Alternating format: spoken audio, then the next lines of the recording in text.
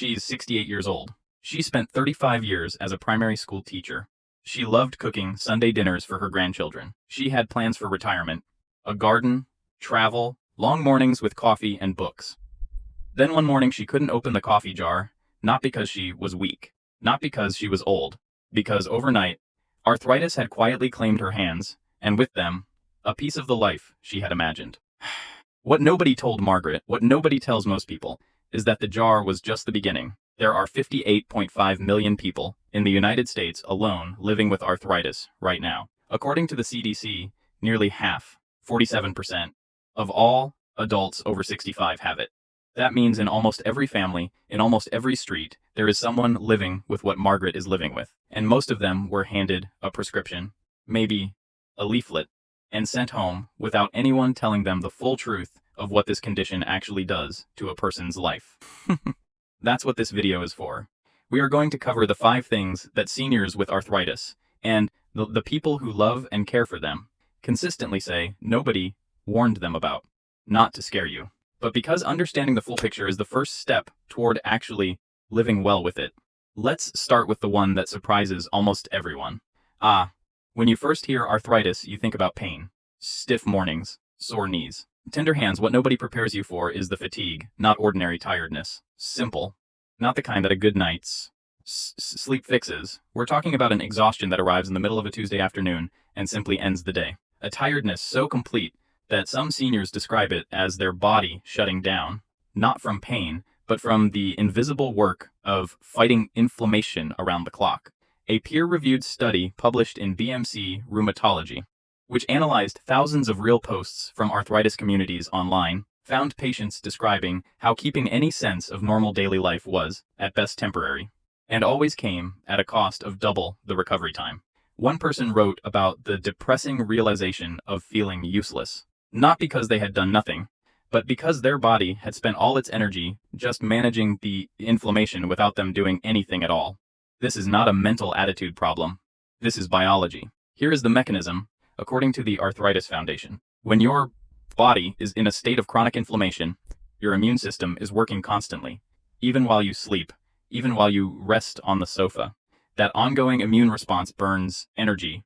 The pain itself disrupts sleep, and broken sleep makes the inflammation worse the next day, which creates more fatigue. It is a cycle that can feel inescapable.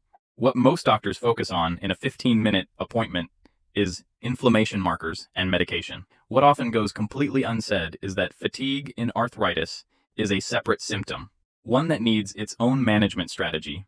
Many seniors spend years blaming themselves, thinking they've become lazy, wondering why their retired friends seem to manage perfectly. And the truth is, their body is doing invisible, exhausting work every single day. That deserves acknowledgement, not self-criticism. Meet Robert in your mind for a moment. Robert is 71. He was a high school history teacher for 30 years. He was the kind of man who always had a project, a shelf to build, a book to finish, somewhere to walk on a Sunday. After his arthritis diagnosis at 67, the projects slowed, then they stopped. Not all at once, gradually, the way daylight fades. Friends stopped calling because Robert kept canceling. The shed stayed locked, and nobody, not his GP, not his rheumatologist, ever asked him how he was feeling emotionally. What Robert was experiencing has a name, and it is far more common in arthritis patients than most people realize. According to the Arthritis Foundation, rates of depression and anxiety in people with arthritis can be between 2 and 10 times higher than in the general population. Let that number land. Not slightly elevated, up to 10 times higher. The mechanism is not just psychological, it is physical. Chronic pain changes the brain's chemistry, disrupting cortisol, serotonin, and norepinephrine, the same chemicals that regulate mood. This can bring on clinical depression in people who have never experienced it before in their lives. And then the cruel part of this cycle. Once depression sets in, it actually lowers your pain threshold. The same level of inflammation now causes more pain than it did before. The Arthritis Foundation describes it precisely. Pain worsens depression, and depression worsens pain.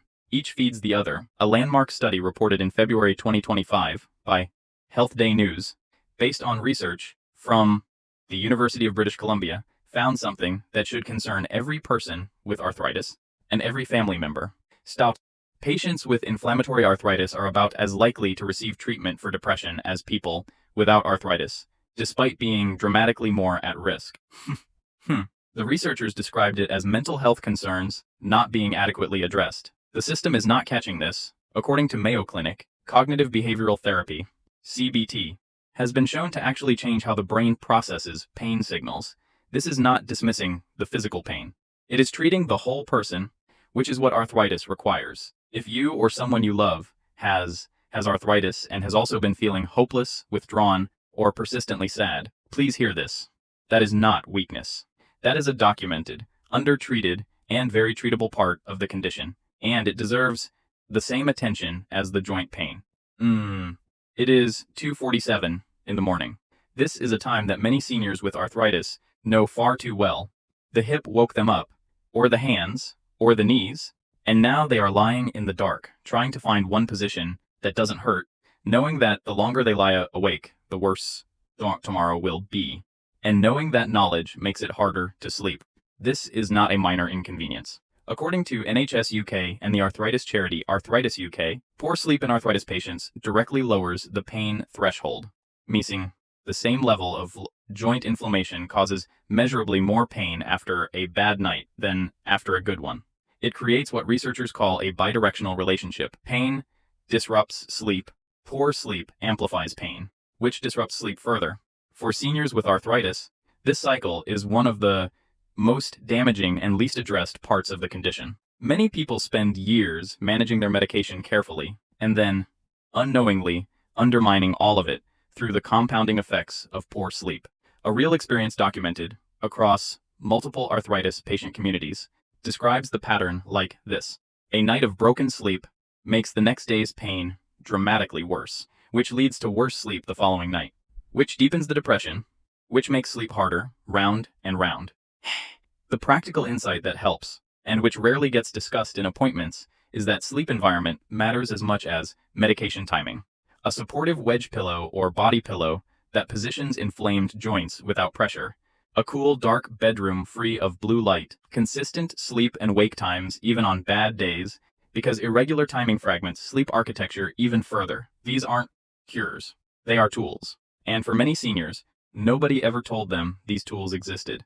This is the part of arthritis that nobody talks about in medical offices, and yet, it may be the part that changes daily life the most. Arthritis shrinks people's worlds, slowly, quickly, in ways that are easy to rationalize at the time.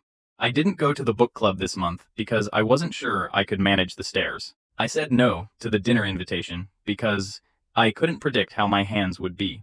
I gave up the gardening because kneeling is impossible now, and watching the garden become overgrown felt worse than just not going outside. Sniff. Sarah, whose story is published by Arthritis Action UK, describes reaching a point where she could only walk 200 yards with a stick before needing to rest. Her social life shrank. Her work became a daily struggle. What she found most valuable, more than any single treatment, was eventually connecting with other people living with the same condition. She said, "I found there are loads of people out there going through exactly the same thing. They showed me I'm not alone at all." That sentence, "I'm not alone at all," is one of the most powerful things a person with arthritis can come to believe. Because the condition systematically creates isolation even as connection is exactly what helps manage it. A scientific meta-synthesis published in Science Direct, reviewing 11 studies across multiple countries, identified that older adults describe living with arthritis pain as a lonely path, not as a temporary feeling, as a defining characteristic of the experience, and research confirms what intuition already knows. Loneliness doesn't just hurt emotionally. It worsens inflammation. It deepens depression. It reduces physical activity, all of which feeds directly back into worsening arthritis. Connection, even small amounts of regular connection, is not optional in managing arthritis after 65. It is therapeutic in the most literal sense of that word. Here is the truth that brings all four of the previous truths together. Most people living with arthritis after 65 are not getting the full support they need, not because their doctors are bad people, but because the system is built to treat the joint and not the whole person. A 2025 study published in Health Day News and conducted at the University of British Columbia found that arthritis patients who are dramatically more at risk for depression and anxiety, receive mental health treatment at roughly the same rate as people without arthritis. The researchers described this plainly. Mental health concerns are not being adequately addressed. What this means practically is that the person sitting in the doctor's waiting room, managing fatigue, not sleeping, slowly withdrawing from their life, quietly, struggling with a sadness they can't fully explain, may leave that appointment with an updated prescription, and no one having asked how they are really doing. This is not acceptable, and it is fixable, starting with awareness. If you are that person, or you love that person, it is okay to bring it up yourself. It is okay to say to your doctor, I've also been feeling low, and I think it's connected to my arthritis, and I'd like to talk about that. And according to the Arthritis Foundation, treating depression and anxiety in arthritis patients is not separate from treating arthritis. It is part of it. Patients who receive mental health support alongside physical treatment consistently report less pain, better treatment adherence, and meaningfully better quality of life. You deserve the full treatment, not just half of it. Let's talk about what genuinely makes a difference. These are not miracle cures. They are real, practical changes that seniors and occupational therapists and the families of people with arthritis consistently describe as meaningful. We'll start with a story. A daughter wrote about watching her mother slowly stop cooking. It happened over 2 years. First, the heavy pots became a problem, then the jar lids, then chopping anything became too painful. And one Sunday, there was no dinner. The kitchen that had been the center of family life for 40 years was quiet. She wished she had found the tools earlier. Not medical devices, just smarter versions of ordinary things. An electric jar opener that requires no gripping at all. A rocker knife that cuts with a rocking motion instead of a sawing grip. The OXO Good Grips kitchen line, recommended by occupational therapists, designed entirely for open palm use. No finger strength required. A lightweight pan with 2 handles instead of 1. A stool at the kitchen counter so cooking doesn't require standing for 45 minutes. These are not admissions of defeat. They are tools that preserve independence. And independence, in every study of senior well-being, is one of the strongest predictors of mental health and quality of life. For sleep, a body pillow or wedge pillow that supports inflamed joints throughout the night. A memory foam topper that reduces pressure on hips and shoulders. For mobility, compression gloves for morning stiffness, lever-style door handles that replace round knobs, non-slip bathroom mats, a raised toilet seat. And for emotional well-being, the part this video has spent the most time on. Support communities where seniors connect with others who understand exactly what a bad day feels like. Sarah from the earlier story described it simply, they showed me I'm not alone. That matters more than most people realize. Let's go back to Margaret for a moment. The woman who couldn't open the coffee jar. She eventually found the electric opener. She found the support group. She found a doctor who, when she finally said, I've also been struggling emotionally, took that seriously. She still has arthritis. Her hands still hurt some mornings. There are still days when the fatigue wins. But Sunday dinners happen again. Not exactly the same as before. Different tools, different pace, different expectations, but they happen. The message of this video is not that arthritis gets easy. It doesn't always. The message is that the things that make it harder, the untreated depression, the broken sleep, the isolation, the fatigue nobody named, those things are not inevitable. They are addressable. And addressing them changes everything. If you are a senior watching this, you are not lazy, you are not weak, and you are not alone. What you are living with is genuinely hard, and it deserves to be taken seriously by everyone around you, starting with yourself. If you are an adult child or caregiver watching this, the greatest gift you can give is not always practical help. Sometimes it is just asking, how are you really doing? And then staying to hear the answer. Please share this video with someone who needs it. Leave a comment below with your own experience. Real stories from real people are what this community is built on. And we will see you in the next one.